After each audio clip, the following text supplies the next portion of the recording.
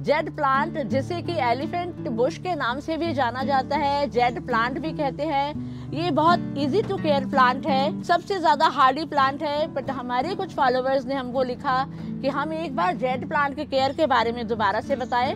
और इसकी पत्तियां गिर रही हैं और पीली हो रही है पत्तियां, और पौधा मर रहा है, पौधा लेगी हो रहा है। तो इसमें कई तरह के जो प्रॉब्लम्स है उनको एड्रेस करने के लिए हमने सोचा कि हम एक और वीडियो इसके ऊपर बना लेते हैं। इस पौधे के अंदर पानी का ध्यान देना बहुत जरूरी है, क्योंकि ये पौधा स्टेम के अंदर पानी स्टोर करता है, और जैसे आप पानी देते हैं तो पत्तियों में पानी को स्टोर कर लेता है। हम ये सोचते हैं सेकुलेंट है और सेकुलेंट को पानी की कम जरूरत होती है, पर जब भी आप सेकुलेंट को पानी दे, मानते हैं उसको कम जरूरत होती है, बट जब भी आप इसको पानी दे तो आप इसको भरपूर इसकी प्यास अच्छे से बुझाएं। हम कई बार इस पौधे को शेड में रख देते हैं, अपने कमरे के अंदर रख देते हैं, तो वहां से हम जब एकदम बाहर लेकर आते हैं पौधा, तब भी ये अपनी पत्तियों को झाड़ना शुरू कर देता है। मिट्टी, वेल ड्रेन मिट्टी की जरूरत होती है ताकि ये बिल्कुल पानी इसका ना रुके, और उसके लिए हमें एक हिस्सा रेता, 2 हिस्सा मिट्टी, और थोड़ा सा आप इसमें कोकोपीट भी मिला सकते हैं, और आप एक हिस्सा खाद को मिलाकर मिट्टी को तैयार कर सकते हैं। इस पौधे के अंदर कई बार मिलीबग का अटैक हो जाता है, व्हाइट कलर के,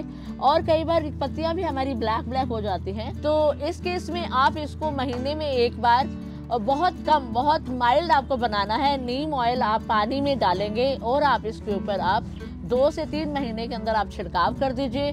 जेड प्लांट, जिसे कि एलिफेंट बुश के नाम से भी जाना जाता है, जेड प्लांट भी कहते हैं। ये बहुत इजी टू केयर प्लांट है, सबसे ज्यादा हार्डी प्लांट है। बट हमारे कुछ फॉलोवर्स ने हमको लिखा कि हम एक बार जेड प्लांट के केयर के बारे में दोबारा से बताएं। और इसकी पत्तियां गिर रही हैं और पीली हो रही है पत्तियां, और पौधा मर रहा है, पौधा लेगी हो रहा है। तो इसमें कई तरह के जो प्रॉब्लम्स है उनको एड्रेस करने के लिए हमने सोचा कि हम एक और वीडियो इसके ऊपर बना लेते हैं। और मैं नीलम फ्रॉम शांति गार्डन्स।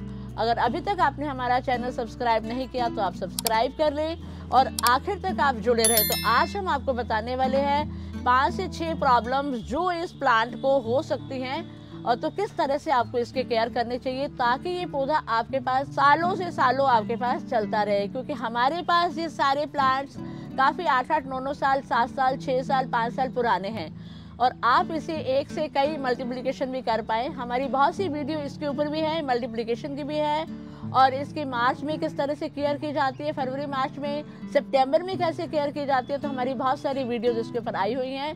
तो आप आखिर तक हमारे इस वीडियो के साथ जुड़े रहे। तो सबसे पहले इस पौधे के अंदर पानी का ध्यान देना बहुत जरूरी है, क्योंकि ये पौधा स्टेम के अंदर पानी स्टोर करता है, और जैसे आप पानी देते हैं तो पत्तियों में पानी को स्टोर कर लेता है। तो कई बार क्या रहता है कि हम देखते हैं पौधा हमारा सूखा है और हम इसमें पानी डाल देते हैं, तो पानी डालने से कैसे पता चलता है पानी ज्यादा हो गया है। तो पानी जब हम ज्यादा डाल देते हैं तो इसकी पत्तियां गिरने लगती हैं। तो आप इसमें पानी का बिल्कुल ध्यान दें। और दूसरा, अगर पानी आप कम देते हैं, मान लीजिएगा आप 1 सप्ताह के लिए पानी नहीं दिए और आप भूल गए, तब भी आपकी ये जो पत्तियां है थोड़ी सिकुड़ जाती है और इस तरह से येलो हो जाती है, और फिर ये गिरने लग जाती है। तो इसके लिए फिर हम क्या करते हैं, पानी के लिए अगर भूल भी गए हैं तो आप ये पूरे के पूरे ऐसे पौधे को उठाकर पानी के अंदर डाल दें, और आप 10 मिनट तक इसको पानी में डालें।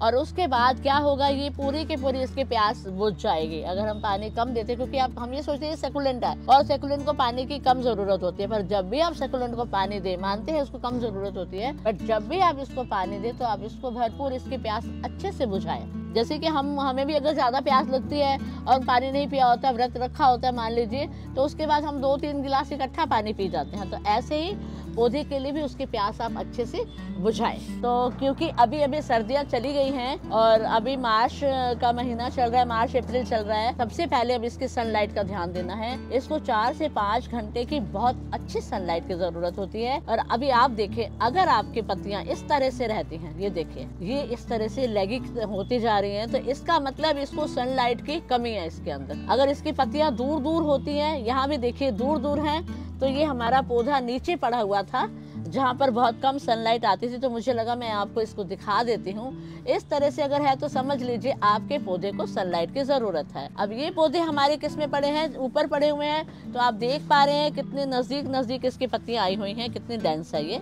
और अगर आप इसको धूप में, अगर इस तरह से आपकी पत्तियां हो रही हैं और अगर आप इसको धूप में शिफ्ट नहीं करेंगे तो ये अपनी सारी पत्तियां झाड़ देगा। पहले अपनी सारी पत्तियां झाड़ेगा। अब आप देखिए मेरे हाथ में आने लगी है ना, ये सारी पत्तियां मेरे हाथ में इस तरह से आ रही हैं। तो ऐसे अपनी पहले पत्तियों को झाड़ देगा और फिर धीरे धीरे इसकी जड़ भी मरना शुरू हो जाएगी। कई बार जब टेम्परेचर में डिफरेंस होता है, सर्दी से गर्मी और गर्मी से सर्दी में ये पौधा चला जाता है, या छाया से हम ये कह सकते हैं कि धूप में चला जाता है। हम कई बार इस पौधे को शेड में रख देते हैं, अपने कमरे के अंदर रख देते हैं, तो वहाँ से हम जब एकदम बाहर लेकर आते हैं पौधा, तब भी ये अपनी पत्तियों को झाड़ना शुरू कर देता है। किसी भी पौधे का जीवन है वो पानी और सनलाइट होता है। तो अगर हम सनलाइट अगर इसकी ज़रूरत है और उसको सनलाइट में नहीं रखेंगे तो ये अपनी पत्तियों को झाड़ देगा। मिट्टी वेल ड्रेन मिट्टी की ज़रूरत होती है ताकि ये बिल्कुल पानी इसका ना रुके, और उसके लिए हमें एक हिस्सा रेता, 2 हिस्सा मिट्टी और थोड़ा सा आप इसमें कोकोपीट भी मिला सकते हैं, और आप 1 हिस्सा खाद को मिलाकर मिट्टी को तैयार कर सकते हैं। और इसके अलावा अगर मिट्टी में कोई प्रॉब्लम होती है तो भी ये पत्तियां गिराना शुरू कर देता है। तो उस केस में आप मिट्टी को बदल कर देखें ताकि आपका पौधा चल जाए। और कहीं कहीं पर आपका पानी जो रहता है वो सॉल्ट वाला पानी होता है, वो हार्ड वाटर होता है। तो ये एक ऐसा पौधा है जिसको बिल्कुल भी ज्यादा खाद की जरूरत नहीं है। कई बार हम लोग सुनते हैं, देखते हैं, और हम हमेशा खाद कभी एनपीके दे रहे हैं, कभी कोई केमिकल का खाद दे रहे हैं, वर्मी कंपोस्ट भी डाल रहे हैं, काऊ डंग भी डाल रहे हैं। तो हर तरह का खाद हम हर महीने में देते रहते हैं, जबकि इस पौधे को बिल्कुल भी ज्यादा फर्टिलाइजेशन की जरूरत नहीं होती। ये ज्यादा फर्टिलाइजर से ही एक पौधा मर जाता है।